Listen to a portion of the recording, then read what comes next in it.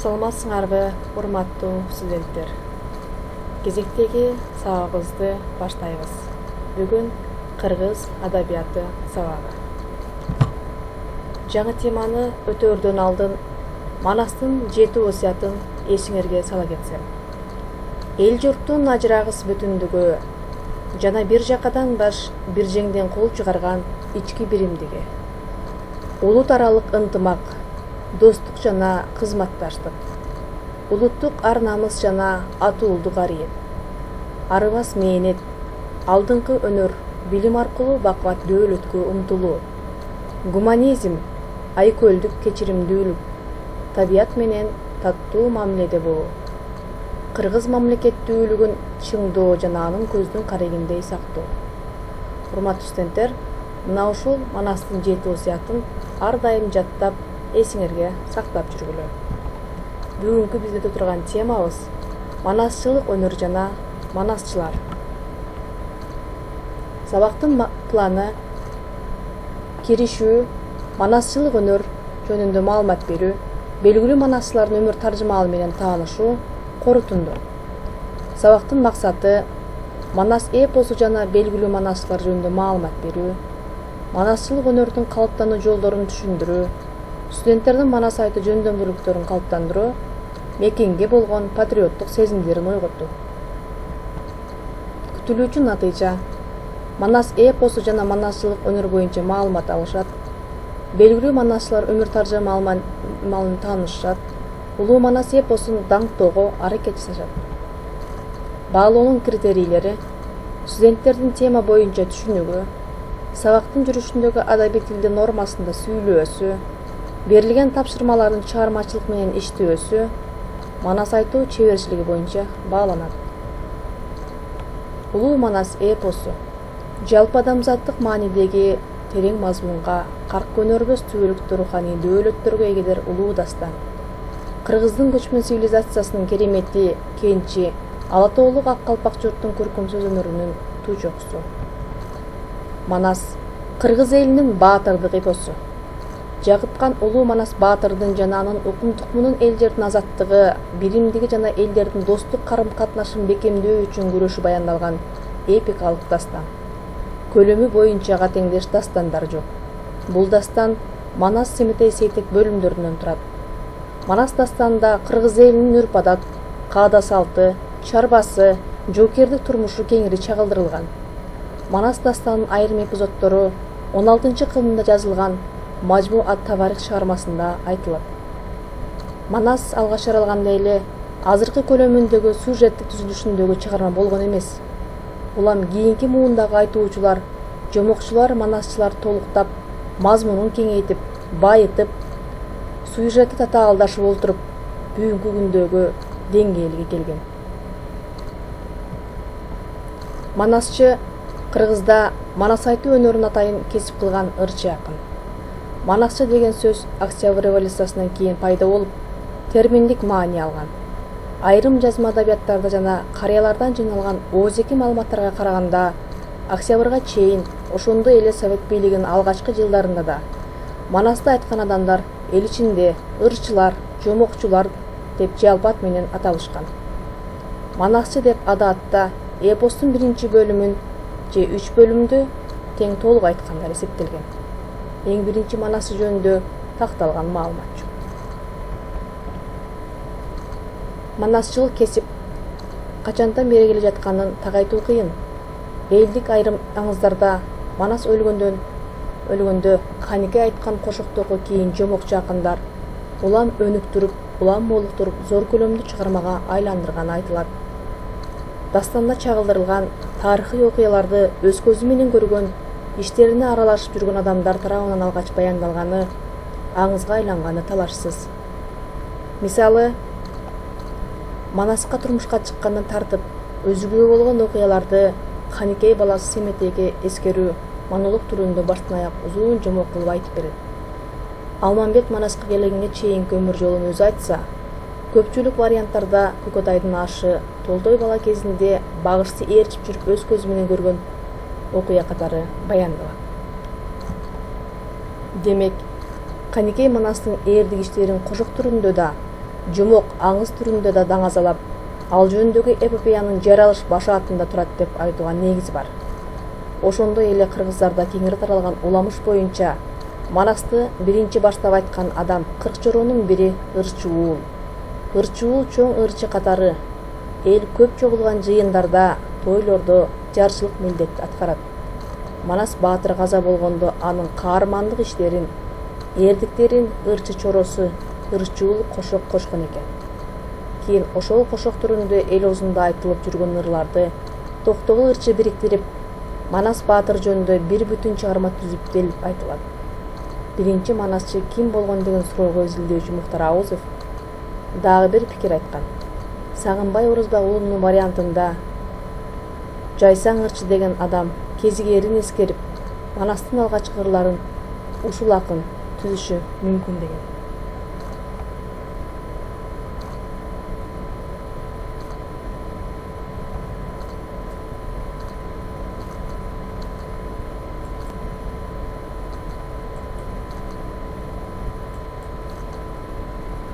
Бул манасчылык өнөрдү аркалоо ар бир эле адамдын колунан келе бербейт. Жараткан тарабынан аян берип туш көрөт. Манасчы болордон мурда ар бир манасчыга өзүнчө түйшүктөр жаралат. Ден соолугунан, уйкусуздук, психологиясынын өзгөрүүсү, ой жүгүртүүсү кандайдыр бир чоң жоопкерчиликти мойнуна алышат. Манасчылардын жакындарынын кебинде мындай дешет. Түндүн бир окумунда алгач кимдир бирөөлөр убада бергенсип, бир нерселерди сүйлөшүп, макулдашканын айтат. Манас айтканда денеси тырышып, кыйналып, көп убакыт токтобой күйрөнүп айтышы, эриндеринин көгөрүшү, оозу кургап калганда гана токтоп уктаарын билдирген. Демек балдар, манасчылык өнөр кыргыз элинде кылымдар бою жашап, манасчылык өнөрдү барктап, даңктап, кийинки муундарга жеткирүү бул ар бир кыргыз атуулунун милдети. Мурункудан калган сөз, мурас кылып алган сөз, муштун болуп түйүлсө, музду жарчу балбан сөз. Анда эмесе белгилүү балбан сөздүн ээлери менен таанышсак. Кыргыздын биринчи фольклор изилдөөчүсү Рахматуллиндин эмгегинде манасчылар жөнүндө мындай деген. Манасчылар эч качан манасты жаттоо аркылуу эмес, алар үйрөнүү жолу менен гана манасчы болуп чыгышат. Бардык манасчыларда сюжет негизинен бир багытта өнүгөрүн белгилеген. Окумуштуулар манасты кыргыз турмушунун көркөм энциклопедиясы деп аташып, анын кеңири мазмунуна, терең идеясына кол жеткизбей көркөм деңгээлине жогору баа беришет. Манастын эл турмушундагы өзгөчө ордун жогоруда эскерилген зор маанисин терең ачып, фактылар менен далилдеп берүүдө бизге бүгүн таяныч боло турган маалыматтар негизинен эки ысым менен ошолордун эмгеги менен байланышкан. Алар улуу манасчылар Сагынбай менен Саякбай. Саякбай Каралаев 1894-жылы күз айларында Ысык көлдөгү Ак Өлөңдүн Семиз белинде кедей адамдын үй бүлөсүндө туулган. Ата-энеси жоош карапайым болгон. Саякбай төрөлгөндөн көп узабай анын үй бүлөсү оор турмуштун айынан элип кууп, Жети Өгүзгө көчүп барып, болочок манасынын балалык күндөрү ошол жакта көл деген жерде өтөт. Карала минип жүрүп өлтүрүп алган асы чыкма атын төлөмөрү үчүн Саякбай 13 жашынан тартып, Төлөбай аттуу агасы Экөө Жыкы деген дунганга балай жүрөт. Экөөлөп жалданып жүрсө да эч эле кутула албай коюшат. Акыры Семиз белге качкан эстепте келип, 1916-жылы өркүндө качкан эл менен кошо Сары Жаздын көлүнө барып, унаасына чажармаштардын катарында калып, мына ошол жерде туруп калышат. Кайрадан эл кайта баштаган мезгилде Караланын үй бүлөсү кайра көлгө келип, Саякбай мына ошол жерде судья болуп иштеген Шпилкевич деген аттуу адамга малай болуп жүрүп калат. Анын өзүнүн эстегени бар. Мени ал судья ата болуп асырап, эне болуп сактады дейт. Демек кыйын мезгилдерде жардам берип, ага жол көрсөтүп, кеңеш берген адам катары белгилүү. 1930-жылдары Саякбай Каралаев манасчы катары коомго белгилүү боло баштаган. 1935-жылдан тартып, андан эпостун тексттерин жаза баштайт. 1936-жылы артисттиктерге өтүп, 1909 жылы Кыргыз ССРнын эл артисти деген ардактуу наам берилет. Кыргыз искусствосунун Москвага өткөн 1-декадасынын жана андан кийинки декадалардын катышуучусу, Саякбай Манастын советтик кыргыз маданиятын өнүктүрүүдөгү орчундуу эмгеги жогору бааланып, ал 3 жолу кыргыз туу, 1 жолу ардак белгисинен ордендери, медалдар, Кыргыз ССР Жогорку Советинин ардак грамоталары менен сыйланган. Саякбай Каралаев 1971 жылдын 7 майында 77 жаш курагында Фрунзе шаарында дүйнө салган.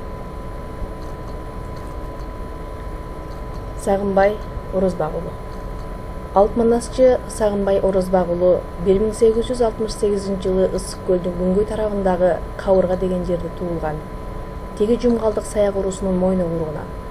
Атасы Орозбак өз мезгилинде мыкты чоорчу, сурнайчылардан болгон. Ал жаш кезинен эле сөзгө шыктуу болуп, ырды куруп айтылгандардын бири болгон. Анын айткан манасы кагаз бетине түшүрүлүп, чыгармачылык мурасына илимдик изилдөөсүнө баа берилип, Алп Манасчы наамына татыган манасчылардан бири. Манастын эң негизги артыкчылыгы анын бийик көркөмдүгү, эч бир табашсыз аксиома.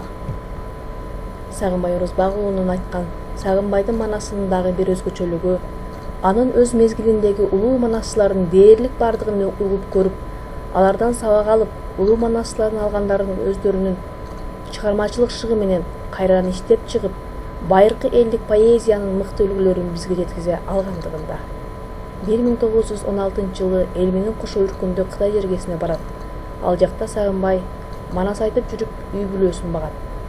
1930 жылдары дүйнө салат.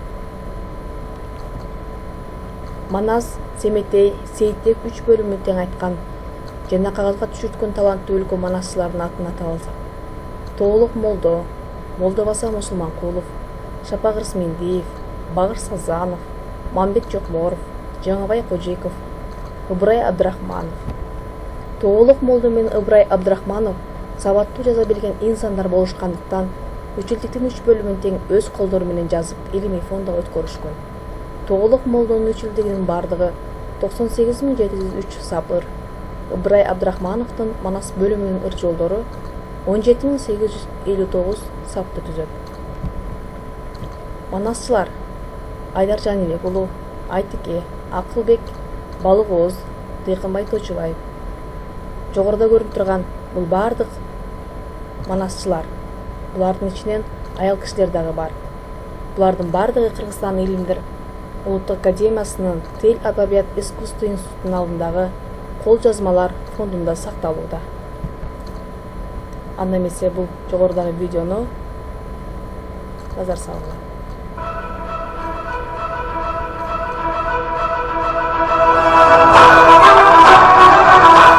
Манас эпосу кыргыздардын байыркы турмушунун жана тарыхынын энциклопедиясы. Манас эпосу элдик оозеги чыгармачылыктын эң чоң үлгүсү болуп саналат. Айкөлдүн барында Бакай менен Кошой аталарыбыз, таанышман көсөмдөрүбүз баатырдын баатырлыгын ырга салгыла. Жоодо бирге үзөңгүлөш болдуңар. Болбогонду болду деп ашык айтып жибербегиле деп, романдын ырчуулуна дайындап, Манас эпосунун эң алгачкы саптарын жаратышкан. Учтан түпкө уланып келе жаткан Манас эпосубуздун орто кылымдан баштап эң алгачкылары болуп, так ушу романдын ырчуулунан башталган.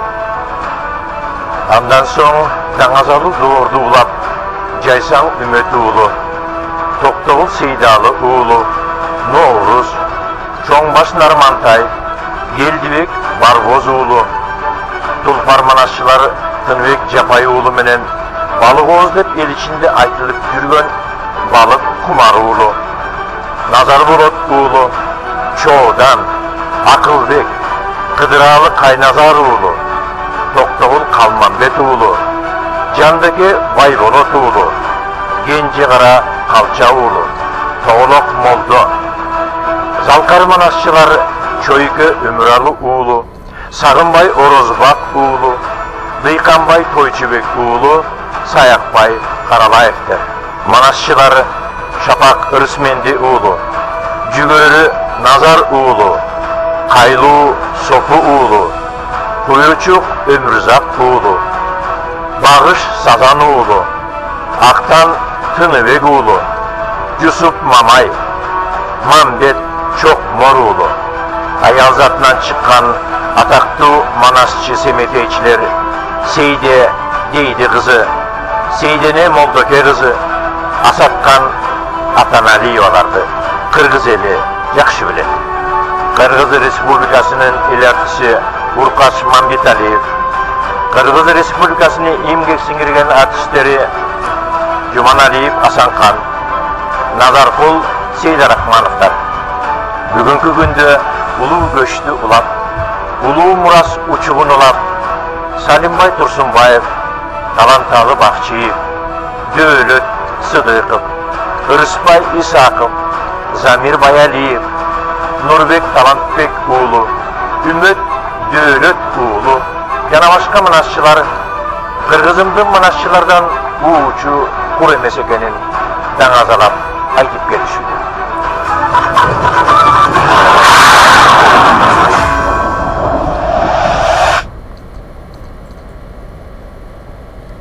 Мына балдар жогоруда тема боюнча кеңири маалымат алдыңар. Жана слайд боюнча дагы манасчылардан жакшы маалымат алдыңар деп ойлойм. Анда эмесе ой жугут этабына келип калдык. Бышыктоо үчүн мен интервью ыкмасын тандадым. Кына балдар ойлонуп жооп беребиз. Биринчи суроо: манасчылык өнөр боюнча кандай маалымат алдыңар? Экинчи: Совет бийлигинин алгачкы жылдарында манасты айткан адамдар кимдир болгон? Үчүнчү: эмне үчүн манас эпосу ушул күнгө чейин сакталып келүүдө? Себеби барбы? Кандай деп ойлойсуңар? Кыргыз эли башка элдерден эмнелер менен айырмаланып турат? Мына ушул берилген интервью ыкмасындагы мен силерге журналист катары суроо бердим. Силер тактап, жакшылап, түшүнүп, жогоруда алган маалыматтарды бир сыйра кайрадан дагы карап, токтотуп жазып, кеңири талкуулап, андан кийин жоопторун жазып коесуңар балдар. Ал эми ушуну менен биздин сабагыбыз дагы аягына жетип олдурат балдар. Үйгө тапшырма манас эпосундагы түш көрүү аяны боюнча маалыматтарды билип келүү. Мында атайын мен силерге түш жору боюнча маалыматтарды бербедим. Себеби силердин изделүүңөрдү мен кааладым. Ошондуктан ушул тема боюнча, ушул жаатта түш көрүү аян боюнча изилдейсиңер. Экинчи, манас эпосунан үзүндү жаттайсыңар. Өзүңөргө жаккан, каалаган жериңерден манас эпосунан үзүндү жаттасаңар болот балдар. Ал эми кошумча маалыматтар мына Сүйүнбай Орозбаков, манасчы дос, Википедиядан ушул мен берилген тапшырмалардын негизинде таап алсаңар болот. Бүгүнкү колдонулган, пайдаланылган адабияттар. Ал эми бүгүнкү сабагыбыз ушу менен аягына чыкты балдар. Баарыңарга ден соолук каалайм. Кийинки сабакта жүз көрүшкөнгө чейин сак саламатта калгыла. Баарыңарга ийгилик каалайм.